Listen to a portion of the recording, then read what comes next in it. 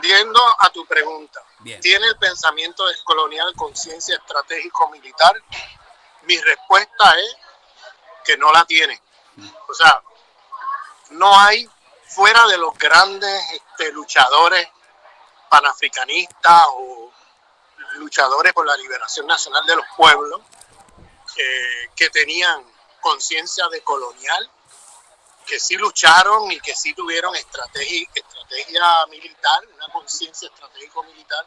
Fuera de eso, que eso fue fundamentalmente en los años 50, 60 y 70 del siglo pasado, hoy día la mayoría de la gente que se declara decolonial, que es sobre todo sectores intelectuales en las universidades o incluso algunos movimientos populares, no tienen conciencia estratégico-militar. Es decir, no hay una visión militar descolonial.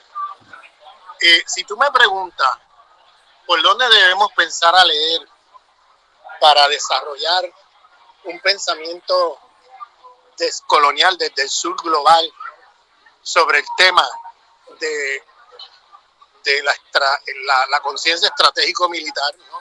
Y de estrategias militares, son los escritos militares de Mao Zedong. O sea, Mao Zedong era un pensador del sur, un pensador descolonial, en mi opinión, que tenía desarrolló una especie de marxismo chino, ¿no? O sea, una especie se tomó en serio porque él era un conocedor profundo de la filosofía política china, pero además de la filosofía militar china. Por ejemplo, ese texto, que es un texto espiritual de 5.000 años, que se llama El arte de la guerra, que es un texto taoísta, pues Mao Zedong tenía una visión decolonial del tema de la guerra, partiendo de ese texto de 5.000 años que se llama El arte de la guerra. Él partía de ahí, partía de la filosofía política china y desarrolló todo un tratado. O sea, si tú miras, hay un volumen que se llama Escritos Militares de Mao Zedong, es un volumen grueso de varias cientos de páginas, y es lo más cercano que yo creo que existe desde el punto de vista de un pensamiento descolonial sobre el tema de la guerra. Y luego, un discípulo de Mao, el general Giap, que era un genio militar, reconocido hasta por las academias militares imperialistas, el general Giap de Vietnam, que venció 3 imperios en el siglo XX, venció a los japoneses, a los franceses y a los americanos. Él también tiene textos militares, tiene un texto que se llama Guerra del Pueblo, Ejército del Pueblo, algo así, creo que es el título, que ahí él desarrolla muchos de los planteamientos de Mao adaptados a la realidad vietnamita. Y bueno, creo que estos dos autores, Mao Zedong y el general Giap de Vietnam, son los grandes genios militares del sur global que bueno, todas las guerrillas del mundo acuden a leer eso. Incluso los imperialistas estudian sus textos, porque son textos clave desde el punto de vista imperialista para conocer las estrategias de las guerras de guerrilla y todo esto, ¿no? Entonces, si te fijas, Mao citaba continuamente filosofía política china, filosofía militar china. Son los textos que él está continuamente citando en esos escritos que él tiene sobre el tema militar. Lamentablemente, pues eso, luego de la derrota de los años 60 y 70, porque hay una gran derrota con los golpes militares que se dieron en el mundo y sobre todo en América Latina, se sufrió una gran derrota político-militar porque exterminaron toda una generación de activistas, de pensadores, de luchadores y luchadoras fundamentales que fueron exterminados. Ahí se generó una especie de vacío en la continuidad del pensamiento crítico revolucionario de América Latina, porque luego las nuevas generaciones post-dictaduras, quedaron sin fuentes de las cuales partir, porque todo eso lo exterminaron, hasta quemaron libros. O sea, en muchos lugares, por ejemplo en el Cono Sur, desapareció toda una generación. Pero no fue solamente en el Cono Sur, fue por toda América Latina, América Central y también por África y Asia. Entonces ahí se creó una descontinuidad, y esa nueva generación que nace post dictadura, pues nace muy despolitizada, sin conciencia de antiimperialista, sin memoria histórica de las tradiciones de lucha y de resistencia. Y no es hasta los años principios de esta década, ¿no? O quizás desde mediados de los 90 con el zapatismo, cuando el zapatismo hizo aquella reunión que le llamaban la reunión intergaláctica en la selva lacandona, que podríamos decir que es el primer foro social mundial antes de Porto Alegre. Pues se hizo en la selva lacandona en los años 90. Ahí fue que vuelve toda una generación de jóvenes activistas que vuelven a retomar estas luchas, estos temas, pero ya desde un momento donde el tema de la lucha armada había sido ya, política y militarmente derrotada en casi todo el continente. Por tanto, se perdió, creo yo, una continuidad de pensamiento crítico sobre esos temas. Entonces,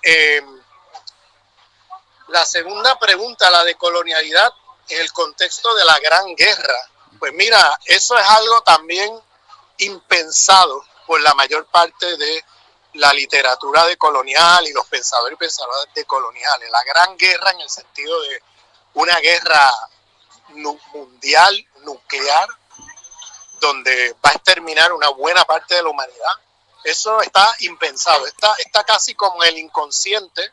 Todo el mundo sabe que puede ocurrir, pero nadie se atreve a pronunciarlo, porque es como que demasiado devastador nada más que pensar eso. Y realmente ahí también Mao tenía algunas cosas que decir interesantes sobre ese tema, porque él también contemplaba esa posibilidad. Pero realmente no hay, yo creo que lo tenemos como dice en inglés, en denial, ¿no? En español, en negación. Estamos como en negación de ese escenario. Yo me acuerdo que una vez yo le pregunté a Wallenstein, pues Wallenstein decía que lo que estamos viendo, que viene una bifurcación entre el 2020 y el 2040, donde este sistema va a colapsar y se va a crear un nuevo sistema histórico. Lo que no se sabe, dice él, es si va a ser un nuevo sistema histórico, decía él, con las élites de este sistema produciendo un nuevo sistema histórico, ¿no? Un nuevo sistema peor que este, más autoritario, más explotador, más de dominación que lo que hemos visto hasta ahora, incluso en 500 años de capitalismo global, sino que él dice que la otra opción es que los movimientos sociales, los movimientos de izquierda, pues lideren un proceso de lucha de los pueblos que construya un nuevo sistema global histórico que dé fin al menos a estos sistemas explotadores en los que hemos estado viviendo por miles de años. Entonces él planteaba, o si no por miles de años, al menos por unos cuantos cientos de años, él planteaba entonces que estas eran las dos opciones.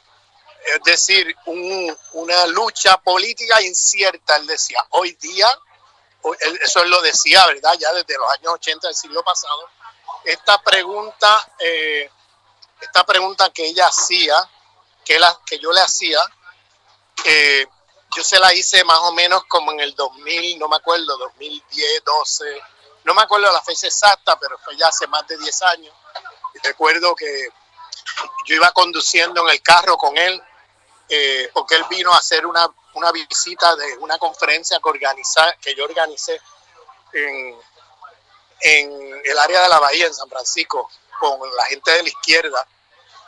Y íbamos en el carro y yo le dije, bueno, pero estas dos opciones que tú planteas, o sea, ¿tú crees que esas son las únicas opciones? Me dice, no, la otra que puede pasar es que el planeta vuele en pedazos. O sea, yo hablo de estas dos opciones, de esta bifurcación hacia un nuevo sistema histórico, presuponiendo que no nos hemos volado. Porque una cosa que puede pasar es que haya una guerra nuclear y luego ahí sí que vamos a ir en una involución, vamos a ponerlo así, de miles de años. Porque los sobrevivientes a esa catástrofe, que van a haber sobrevivientes, pero van a vivir, vamos, como quizás en la época de hielo, ¿no? El Ice Age, como dicen en inglés los especialistas de los cambios geológicos planetarios, pues vamos a ir a una especie de Ice Age, o sea, donde la gente, los sobrevivientes van a estar apenas sobreviviendo y va a haber como un retroceso civilizatorio, en el sentido de que todo lo que supuestamente se avanzó, pues se va a echar para atrás y vamos a tener que comenzar otra vez. Nuevamente la humanidad tendrá que levantarse de esa catástrofe y estaremos como estábamos, o sea, hace miles y miles de años atrás. Entonces, ese era un escenario que él me ponía. Lo otro que él hablaba era un desastre ecológico planetario, ya no nuclear, ya no de una guerra nuclear, sino una catástrofe ecológica, que también él decía que es plausible y nos puede llevar otra vez a la era de piedra, ¿no? De manera que cuando él contemplaba estos escenarios, me di cuenta cuando le hice esa pregunta que él estaba presuponiendo que en ausencia de una catástrofe nuclear o una catástrofe ecológica, el escenario es este. Ese sería el argumento. Pero por alguna razón, en muchos lugares donde él escribía sobre esto, él hablaba de esta bifurcación, pero no decía lo que presuponía, ¿no? Aquí en esta conversación él me lo dijo claramente, dice, esto presupone que en ausencia de una catástrofe nuclear o una catástrofe ecológica, entonces están estos dos escenarios. ¿Ves? O sea, era la condición de posibilidad de los dos escenarios, era que no hubiera una catástrofe. El rol de la comuna ante la amenaza nuclear, por supuesto, o sea que no va a haber otra manera de sobrevivir que no sea a través de procesos comunitarios, de comunas, de colectivización. O sea, no va a haber otra manera de sobrevivir. Los humanos tenemos que necesariamente, vamos a tener que depender unos de otros para sobrevivir en comunidades, quizás sean comunidades pequeñas de sobrevivientes de la catástrofe, pero ya estamos en un escenario, vamos, apocalíptico, como diríamos en un lenguaje bíblico. Y ese sería mi comentario a tus preguntas.